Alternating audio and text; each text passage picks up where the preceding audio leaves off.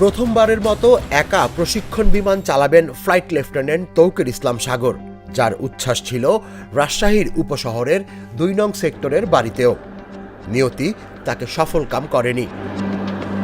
উড্ডয়নের ১২ মিনিটের মাথায় বিধ্বস্ত তার পরিচালিত বিমান বাহিনীর প্রশিক্ষণ বিমান। যান্ত্রিক ত্রুটি বুঝতে পেরে জনবহুল এলাকা থেকে জনবিরল এলাকায় নেয়ার চেষ্টা করেন বিমানটিকে, কিন্তু চীনের তৈরি F-7 BGI মডেলের বিমানটি মাইলস্টোন স্কুল অ্যান্ড কলেজের প্রজেক্ট 2 ভবনের তৃতীয় ও চতুর্থ শ্রেণীর ক্লাসরুমের সামনে বিধ্বস্ত হয়, যেখানে ক্লাস শেষে কোচিং করছিল প্রায় ১.৫ শতাধিক শিক্ষার্থী। হতাহত শিক্ষক শিক্ষার্থী সহ প্রায় ২ শতাধিক। মর্মান্তিক এক দুর্ঘটনার সাক্ষী হল পুরো দেশ। মর্মান্তিক এই ঘটনার পর জনমনে একটি প্রশ্ন সবচেয়ে বেশি ঘুরে বেড়াচ্ছে, তা হলো কি ঘটেছিল তৌকিরের ফ্লাইটে। গেল সোমবার ছিল তৌকির ইসলাম সাগরের সোলো ফ্লাইট ট্রেনিং। আইএসপিআর জানায়, বাংলাদেশ বিমান বাহিনীর FT-7 BGI যুদ্ধ বিমান নিয়মিত প্রশিক্ষণের অংশ হিসেবে দুপুর ১টা ৬ মিনিটে কুর্মিটোলস্থ বিমান বাহিনীর AK খন্দকার ঘাঁটি থেকে উড্ডয়নের পর যান্ত্রিক ত্রুটির সম্মুখীন হয়। দুর্ঘটনা মোকাবেলায় এবং বড় ধরনের ক্ষয়ক্ষতি এড়াতে ফ্লাইট লেফটেন্যান্ট মোহাম্মদ তৌকির ইসলাম বিমানটিকে ঘনবসতি থেকে জনবিরল এলাকায় নিয়ে যাওয়ার সর্বাত্মক চেষ্টা করেন, কিন্তু দুর্ভাগ্যবশত বিমানটি ঢাকার দিয়াবাড়িতে মাইলস্টোন স্কুল অ্যান্ড কলেজের দোতলা একটি ভবনে অনাকাঙ্ক্ষিত দুর্ঘটনায় বিধ্বস্ত হয়। ফাইটার জেট অপারেট করার জন্য একজন পাইলট যে হাই স্কিল্ড সেটি প্রমাণিত হয় সোলো ফ্লাইটের মাধ্যমে।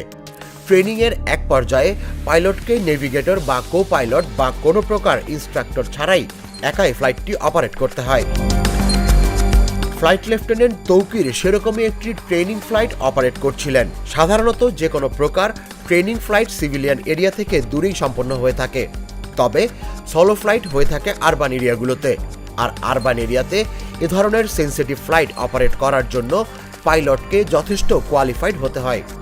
ফ্লাইট লেফটেন্যান্ট তৌকির ছিলেন তেমনই এক পাইলট। এদিকে উড্ডয়নের পর উত্তরা, দিয়াবাড়ি, বাড্ডা, হাতিরঝিল, রামপুরার আকাশ জুড়ে তিনি উঠতে থাকেন।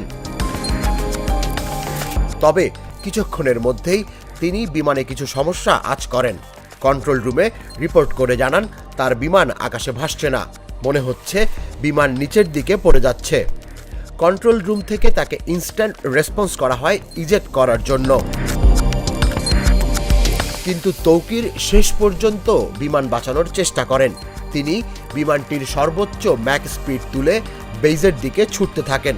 এর মধ্যেই কন্ট্রোল রুমের সঙ্গে তার যোগাযোগ বিচ্ছিন্ন হয়ে যায়। শেষ মুহূর্ত পর্যন্ত একাকী নিঃশব্দে লড়াই করে যান তৌকির, কিন্তু দুর্ভাগ্য তার পিছু ছাড়ে না। দিয়াবাড়ির মাইলস্টোন স্কুল অ্যান্ড কলেজ ভবনের সামনে বিধ্বস্ত হয় তার যুদ্ধ বিমানটি, যখন নিচে ছিল শতাধিক শিক্ষার্থী। মুহূর্তেই ধ্বংসস্তূপে পরিণত হয় ভবনটি। নিহত আর আহতদের আর্তনাদে কেঁপে ওঠে পুরো দেশ। তুষার ইসলাম, জাগো নিউজ।